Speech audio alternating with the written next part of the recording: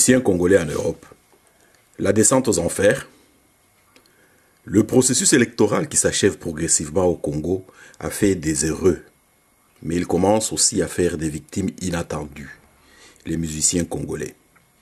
Leur passage et leurs prestations sur le vieux continent ne sont plus ce qu'ils étaient.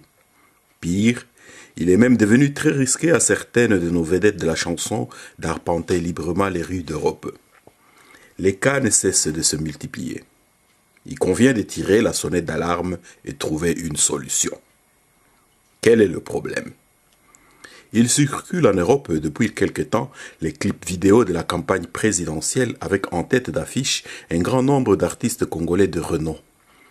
La vue de ces images provoque chez la plupart des Congolais vivant à l'étranger une véritable crise de nerfs. Menaces et malédictions fusent facilement. Des postes téléviseurs ont même failli être cassés. Pourquoi la plupart des musiciens congolais ont chanté pour Joseph Kabila, le candidat de la plateforme politique AMP? Au-delà des textes débités souvent très plats, ces clips ont hélas versé dans le culte de la personnalité. Phénomène avec lequel les Congolais avaient rompu depuis le 24 avril 1990, dans la vague de la perestroïka, et dont des lambeaux ne subsistent plus que dans quelques États totalitaires à compter sur les bouts des doigts. Malheureusement aussi pour nos musiciens, dans les villes européennes où vivent les Congolais, l'AMP et tous ceux qui s'y rapprochent sont très décriés. Conséquence, de moins en moins de producteurs osent risquer leur argent pour produire ces musiciens militants. Nos musiciens avaient-ils mesuré la portée de leur alignement politique ? Étaient-ils suffisamment informés du niveau d'engagement politique et de patriotisme des Congolais vivant à l'étranger? N'avaient-ils pas remarqué que depuis la transition post-Sun City en Europe et en Amérique, les Congolais descendaient régulièrement par centaines voire par milliers dans les rues contre les animateurs du système en place et plus particulièrement contre son numéro 1?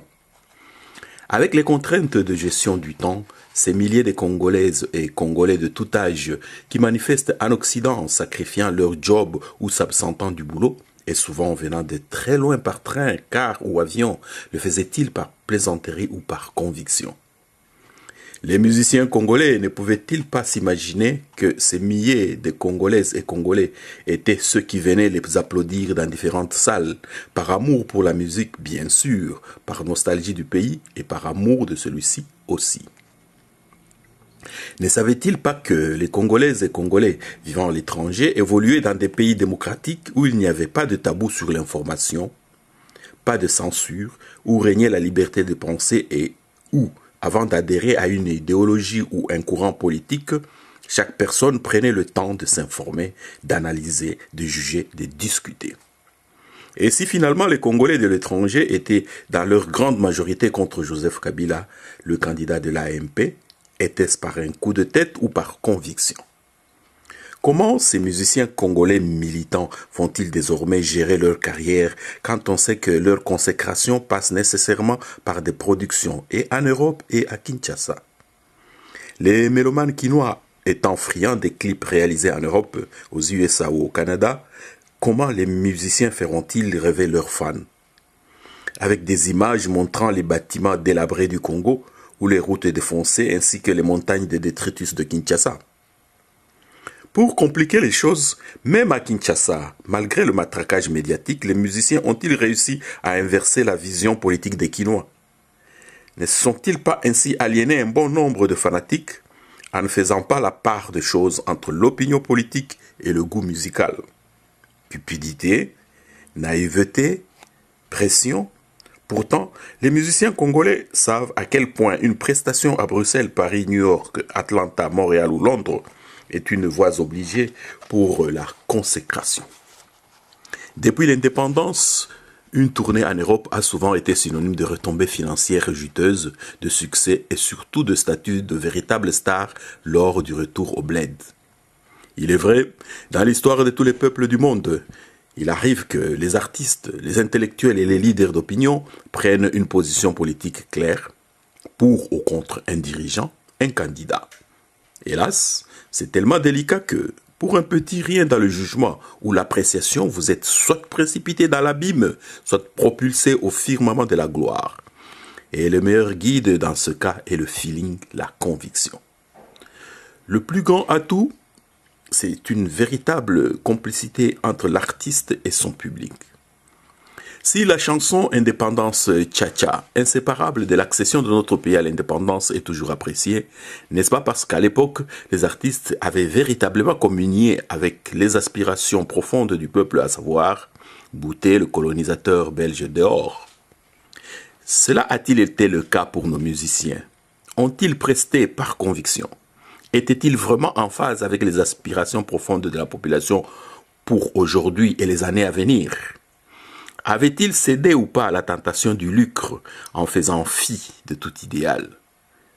Les musiciens congolais ont-ils suffisamment pesé le pour et le contre de leur engagement face au jugement de l'histoire qui est souvent très sévère?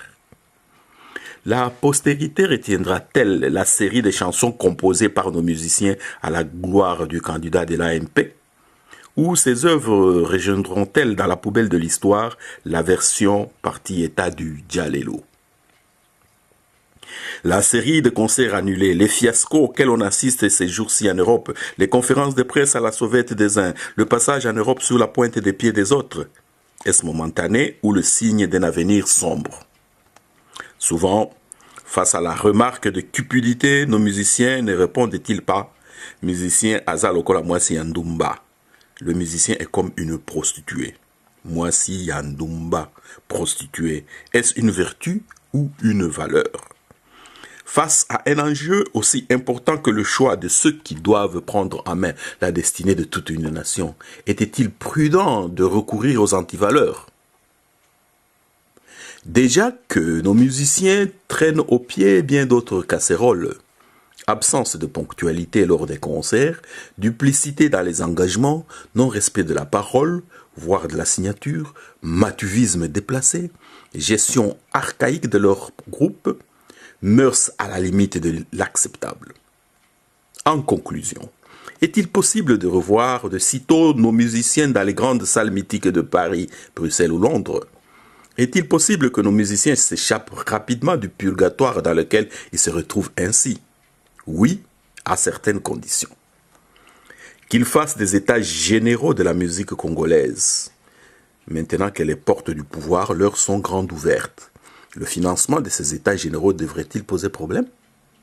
Que, sans complaisance, ils analysent ce qu'aura été l'impact et les conséquences de leur implication dans la politique politicienne.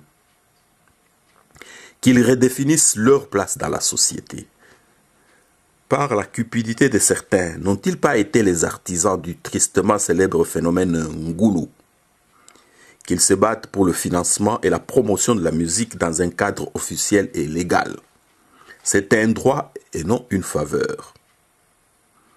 Qu'ils dynamisent l'UMICO, l'Union des musiciens congolais, et les autres organisations corporatives en prenant soin d'y inclure un volet éthique, surtout vis-à-vis de leur influence sur les jeunes et les mineurs.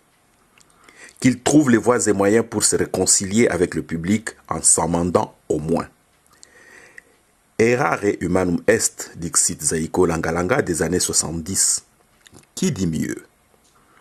Qu'ils trouvent le moyen de mettre fin à l'étiquette BMW, Beer, Music and Wife, que certains voisins ont trouvé gentil de coller aux Congolais. Eux, les musiciens, n'en ont-ils pas été les plus grands vecteurs? Faute de quoi, après le purgatoire actuel, n'assisterons-nous pas à une véritable descente aux enfers pour certains?